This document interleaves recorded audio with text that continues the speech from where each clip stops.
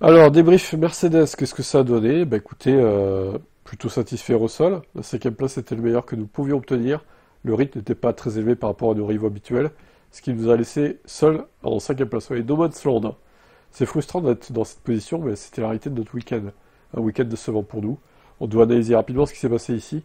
On a quelques idées sur les points où nous avons perdu du terrain sur nos rivaux lors des dernières courses. Il nous reste encore un Grand Prix avant la pause estivale. Ouais, mais ce sera sûrement la canicule à Budapest et ça va pas aider Mercedes, ça. D'ailleurs, on aurait pu croire qu'à Spa, avec les températures fraîches, ça aurait pu les aider, mais même pas, c'est bizarre. Mercedes semble en perte de vitesse, là, cette fois, c'est bien acté, hein. Anthony, on avait décidé de modifier les réglages en prévision d'une course sous la pluie, et lors des premiers tours, ça s'est avéré bénéfique. La voiture était performante et j'ai pu effectuer quelques dépassements et gagner quelques places. Malheureusement, la piste a séché rapidement.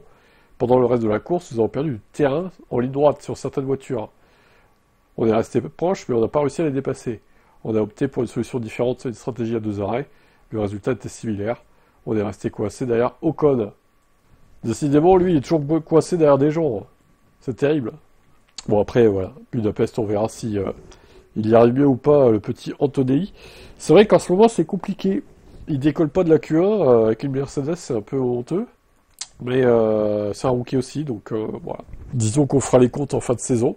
Mais de toute façon, je pense que Toto Wolff va le garder, hein. Surtout qu'ils peuvent plus avoir Max maintenant, donc ils vont pas le virer maintenant, ça serait ridicule.